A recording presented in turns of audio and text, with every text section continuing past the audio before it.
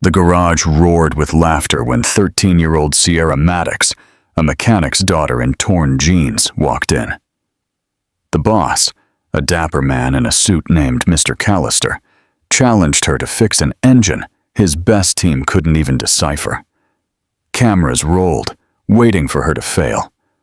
But the moment she lifted the hood, her eyes narrowed, and what she said next froze every adult in the room. No one was prepared for what she would reveal that day.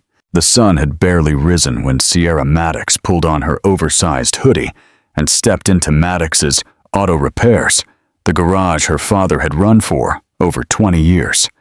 Her sneakers were worn, her hands already smudged from helping her dad that morning. She wasn't supposed to be there. Today was for the professionals. Big executives from Wilcor Motors had scheduled an official visit, and her father had warned her to stay home. But Sierra had a feeling. Something deep inside her told her she needed to be there. The sleek black SUV arrived exactly at 8 a.m. Out stepped Mr. Callister. Polished shoes, expensive suit, sunglasses on, despite the garage's shade. Everyone in the workshop stopped. No one spoke. He wasn't just a boss. The legendary problem solver from Wilcor Motors, the man who appeared when something couldn't be solved by ordinary hands, gave orders even regional managers scrambled to obey.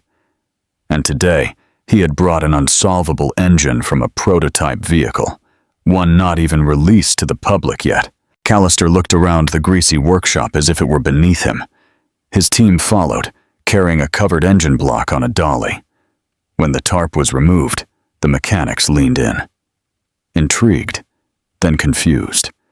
Within minutes, one of them scratched his head. Another reached for tools and tried to begin diagnosis, but the computer flickered with errors. Callister remained arms crossed, his expression unreadable. Sierra watched from the side, unnoticed until her elbow struck a bucket. The clang made every head turn. Callister's eyes fell on her, narrowing. She froze, expecting to be yelled at, but instead, a smirk crossed his face. He asked loudly, "Whose child is this?" No one replied. "Wait, are you the mechanic's daughter?" he asked again, walking toward her. She slowly nodded, confused. Callister turned to his team and chuckled. "All right, boys, since no one here seems to have a clue, how about we give the little princess a shot? Maybe she has magic hands. What do you say?" His team snickered. Her father stepped forward, nervous, but Sierra gently raised her hand, signaling him to stop.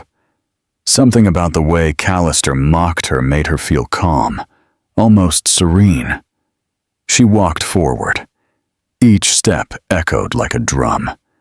She didn't speak, simply moved to the engine, reached out, and placed her hand on it. The cold metal sent a jolt up her arm, but her eyes locked onto the design.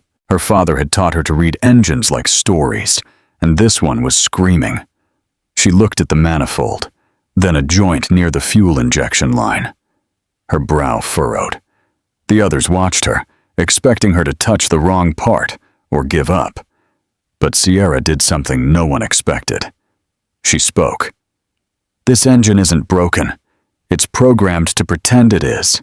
Everyone stiffened. Callister's smirk vanished.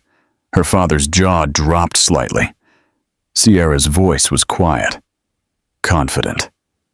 "The error codes are looped. Someone built this engine to fail diagnostics now."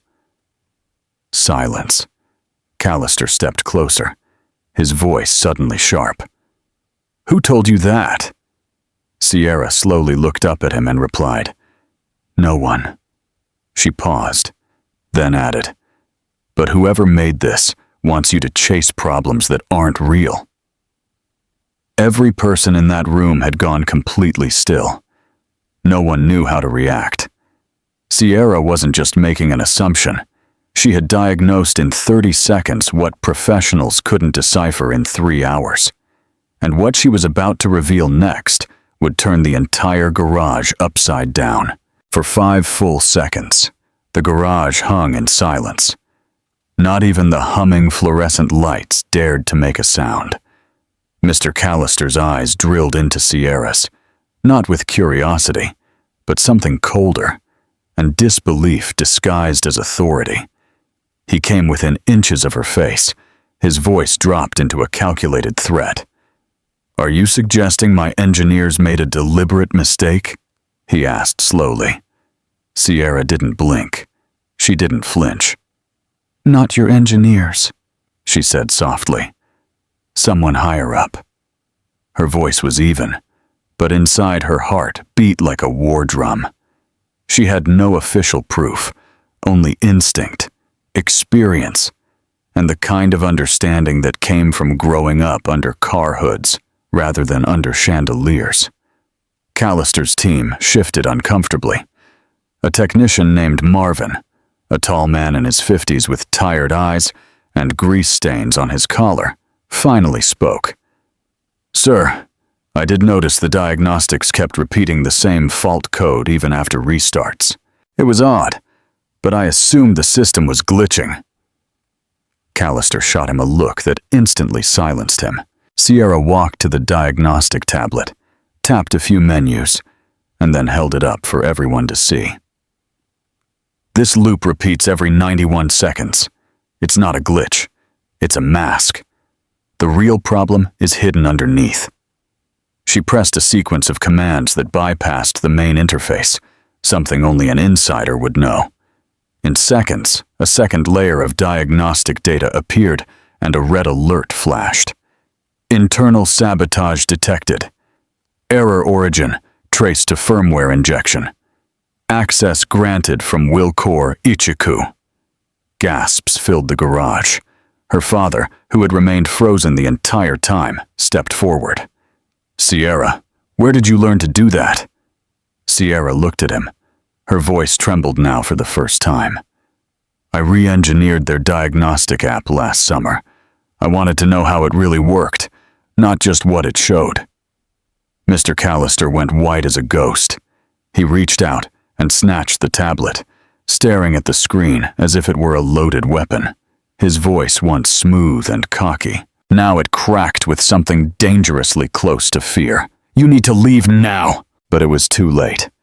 From the back of the workshop, a younger man in a gray Wilkor Motors polo shirt joined them. He had already pulled out his phone and was recording. The screen clearly showed the flashing sabotage alert, Sierra's face, and Callister's rattled reaction.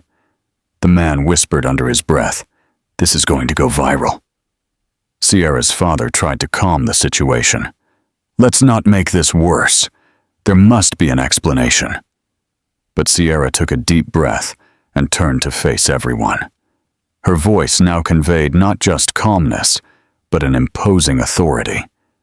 "There is no explanation that fixes this. Whoever did this tried to cover up a critical defect and hoped none of you were smart enough to find it. I wasn't supposed to be here today. Remember that. It wasn't an accident." The Wilkor staff looked at each other, their trust in leadership broken, their belief in the system crumbling. Callister suddenly seemed much smaller, despite his tailored suit. And then the garage door opened. A woman in a navy pantsuit and heels walked in, flanked by 2 men in security jackets. Her badge read, "Federal Transportation Safety Commission." Without missing a beat, she said, "We received an anonymous tip about a compromised prototype and falsified engine data. Where is the unit?" All eyes turned to Sierra. She simply pointed at the engine, then at the man who had challenged her to touch it. Callister tried to speak, but nothing came out. The woman walked straight to Sierra and asked, "Who discovered it?" Sierra hesitated. Everyone watched as she replied, "I did." What happened next would change her life forever. For a moment, the entire garage felt as if it had stopped breathing. Sierra's statement hung in the air like lightning in the night. The federal agent looked at her with an eyebrow raised, not in disbelief, but with a flicker of unexpected respect. She turned to the 2 security men behind her and nodded. "Secure the unit. Copy all system data. No one leaves. Chaos began to spread silently through the garage. Phones buzzed in trembling hands. Marvin backed away, his mouth slightly agape, whispering to another technician. This kid just blew up their whole empire. Mr. Callister, now visibly sweating, stepped forward, attempting to regain control. There's a misunderstanding. She isn't part of this company. Her access to our systems was unauthorized. This is a security breach. I want her removed immediately. But the agent's reply came without even looking at him. Authorized or not, she's the only reason we know this. You should be thanking her. Callister opened his mouth again, but then stopped, jaw clenched. His eyes went to Sierra with something dark in them, fear mixed with silent hatred. Sierra felt it.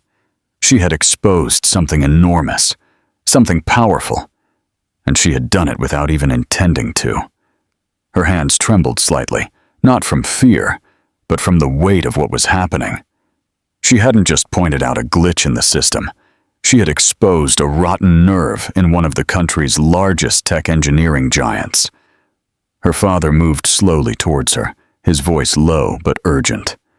Sierra, you have no idea what you just did. They won't forget this. I don't want them to forget it, she whispered.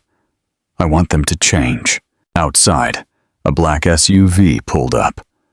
Doors swung open quickly, and out stepped an elegantly dressed man in a dark blue coat, flanked by two more federal agents.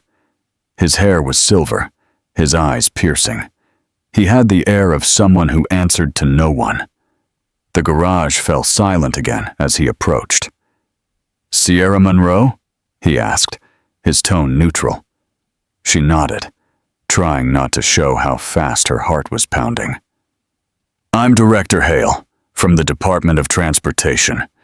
You uncovered a pattern of firmware manipulation that could have led to multiple engine failures at highway speeds. That alone could have caused fatalities. You saved lives today. Sierra blinked. I just followed what didn't feel right. That makes you more valuable than half the engineers I know. Behind him, one of his agents handed him a tablet. He reviewed something, then looked at Sierra again. You re-engineered their system diagnostics on your own. She nodded again. He stared at her for a moment. Then he said, We've been trying to crack Wilcor's firmware signature for 7 months. You just cracked it in under 2 minutes. I'd like to offer you something. Sierra looked at her father, who looked equally astonished and proud. The director continued, A federal research internship with full clearance.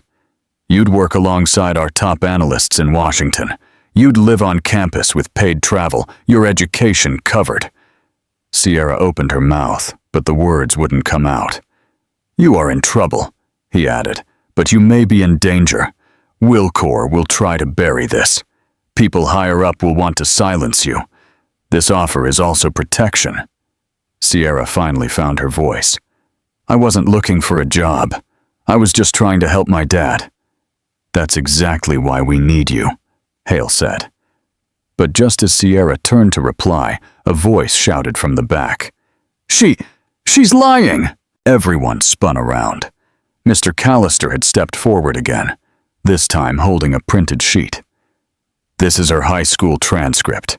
No formal degree, no engineering license. She's a nobody. You're letting a child embarrass our industry over a hunch and a hacked app. Sierra froze for the first time since the confrontation began. Doubt crept into the eyes around her. Director Hale didn't even blink. He looked at Callister, then back at Sierra. We're going to test that theory, he said. He reached into his pocket and pulled out a sealed envelope. This is a firmware encryption puzzle we've been trying to crack for 2 years. Solve it right now. And the room fell silent again. The envelope landed on the table with a soft thud, but the tension in the room could have shattered glass. Sierra stared at it, then slowly took it. The weight of every gaze in the garage settled on her shoulders.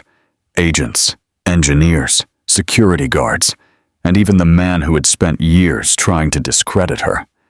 She could feel her pulse in her throat. This wasn't just about proving herself. This was survival. She carefully pulled out the paper. It was a printed sequence of numbers and hexadecimal codes. Dense, compact, precise. Something that had left federal engineers scratching their heads for 2 years. And now they expected her, a mechanic's daughter with no degree, no rank, and no credentials, to solve it. As the entire room watched, Director Hale crossed his arms. "Take your time, but everything hinges on this." Sierra didn't speak. She simply pulled out her phone, not to look anything up.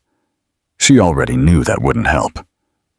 She opened the same diagnostic app she had coded one sleepless night. It wasn't fancy, but it was fast. She entered the code. Callister scoffed from the back. "This is ridiculous. She's using a phone app. That puzzle crippled high-security computing clusters. You're watching a child play with a toy." Sierra heard him. She ignored him. As the app processed, she tracked the logic in her head. The code wasn't. It was a wall. It was a mirror. It reflected what the viewer expected to see. That was the trap. That's why the engineers failed. They assumed it followed traditional logic. But Sierra had never been taught tradition. Her mind had been shaped by puzzles, not by textbooks, by curiosity, not by rules. Something clicked. She opened the raw hex editor and recompiled one section manually. It was subtle, a line buried deep that shouldn't have repeated. It created a loop, not an answer. But when she removed it, the entire sequence collapsed into a readable output. A long silence followed. Director Hale took the paper. He studied the new output Sierra handed him. Then he turned it to his team. "That's it," an agent whispered. "That's the seed key. She just solved it." Callister recoiled as if the ground had shifted beneath him. His lips parted slightly, but no words came out. He looked stunned, then embarrassed. Angry, Director Hale turned to him. "You just witnessed a civilian solve a protected-level encryption that your department couldn't crack for 2 years. Perhaps next time you'll think twice before calling someone a nobody." Sierra felt her father's hand on her shoulder, firm and proud. His eyes were teary. For a man who had spent his entire life being underestimated, watching his daughter outwit the elite felt like a victory. But it wasn't over. Director Hale looked at Sierra. "You're a national asset now. You may not understand what that means yet, but from this moment forward, you will be protected. Your life is going to change quickly." Sierra barely nodded, trying to take it all in. Then her phone vibrated. A new message. It was a number she didn't recognize and no name attached. Just a text that said, "You shouldn't have done that." Her eyes widened. She showed the screen to the director. He froze, then took the phone and handed it to one of his agents. "Trace it immediately." "What's happening?" Sierra asked. Hale's voice dropped. "That number isn't in any public database. It's untraceable. Whoever sent it is watching us right now." Outside, a delivery van drove slowly past the garage. Too slowly. Sierra caught a glimpse of the driver. Dark sunglasses. Headset. No expression. It drove off, then stopped. The agent next to Hale radioed in. "We have a possible tail. Activating Alpha Security Protocol. Locking down the block now." Sirens wailed outside. The garage doors slammed shut. Director Hale looked at Sierra, his voice cold but calm. "You just pulled the thread that may unravel something much bigger than faulty software. You've exposed something they would kill to keep hidden." Sierra looked at the doors, then head back at the man who had handed her the puzzle. "What happens now?" she asked. He took a deep breath. "Now they come for you." The lights inside the garage flickered for half a second, but it was enough for every agent to draw their weapons. Director Hale barked orders into his earpiece as he scanned the perimeter. Sierra stood frozen, her heart pounding like a war drum. She had gone from a nobody who fixed engines to someone being hunted, and she still had no idea why the puzzle she solved was so dangerous. Hale turned to her with urgency in his voice. "We're moving now. They have eyes on this location." Her father stepped between them. "Where are you taking her?" "To a classified location. It's the only way to keep her alive. Whoever sent that message is connected to a buried program we shut down 5 years ago. Or so we thought." They rushed through the back of the garage, where a sleek black SUV already waited. As soon as the door closed, they sped off. Sierra could barely breathe. Every turn of the wheels pushed her deeper into a world she never asked to enter. Hale opened a metal case beside her and pulled out a small tablet. He handed it to her. "You decoded something that wasn't supposed to exist anymore. An encryption that leads to an unofficial project known as Sandstorm. Only 8 people knew it ever existed. 6 are dead. 1 vanished. And now it seems someone wants it back." Sierra's fingers trembled as she opened the file. What she saw wasn't just a schematic or code. It was a blueprint for an AI defense system that could override every network in the country. Nuclear grids, satellites, drones, even financial systems. The worst part, the AI wasn't just code. It had a name. Project Maliki. And according to the tablet, her unlock key had just activated it. She looked up, stunned. "You mean I just woke it up?" Hale nodded. "And now it knows who you are." The SUV screeched to a halt. The driver yelled, "We're compromised!" A black drone dropped from the sky, crashing into the road behind them. An explosion erupted, throwing the SUV forward. Sierra's head slammed into the seat in front of her. Hale pulled her from the wreckage as bullets rained down from a rooftop. "Run! Get her to the extraction zone!" Agents formed a shield around Sierra as they ran down an alley. Her father, limping from the crash, tried to keep pace, but he stumbled. Sierra stopped. "Dad?" Hale grabbed her arm. "No, we don't have time." But Sierra pulled away, running back to her father. Another drone appeared overhead, charging energy for a blast. Suddenly, a second van crashed into it from below, shattering the drone in midair. From inside stepped a man in a long brown coat with piercing blue eyes. He looked directly at Sierra and said, "Your move just rewrote everything. If you want to survive, come with me now." Hale raised his gun. "Who are you?" The man replied, "The one they never told you about. I'm the 7th. Hale's face drained of color. "That's not possible. You were declared dead." The man smiled sadly. "And yet, here I am." Sierra could barely process what was happening. She looked from Hale to the mysterious man, her instincts screaming in both directions. The man extended his hand. "Do you want answers? Do you want the truth? Then trust me, because the next 24 hours will decide who controls everything."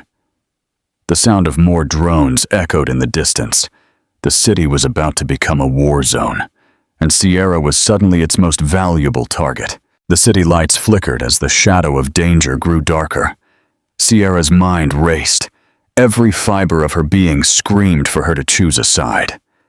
The man in the brown coat remained steady, his eyes full of unspoken knowledge.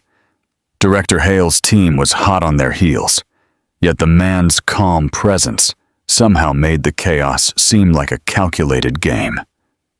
Sierra looked at her father, who nodded silently, his faith in her unwavering. It was time. She stepped forward and took the man's hand. His grip was firm, yet reassuring. "I'll show you everything," he said. "But once you see it, there's no going back." Inside the hidden bunker beneath the city, Screens illuminated faces of people Sierra had never met.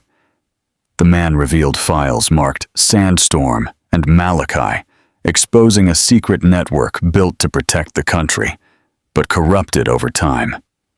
The AI had become unpredictable, its power unchecked. "You unlocked the key that could save or destroy millions," the man said gravely. "We need you to control it, because only someone with your unique mind can." Sierra felt the weight of the world crushing her shoulders, but deep within, a spark of determination ignited. She was no longer just a mechanic's daughter. She was the last hope. Hours passed as she learned, adapted, and planned. Outside, the battle for control raged, but inside a new force was rising, one that would rewrite the future. When the moment came, Sierra faced the control panel, her hand steady, her heart fierce. The final decision was hers. She pressed the button. The screen flickered. Silence fell. Then a voice spoke, not cold and mechanical, but human, warm, hopeful. "Hello, Sierra. Let's begin." Outside, the drone stopped. The chaos halted. The impossible engine had been fixed. The world would never be the same. This was only the beginning.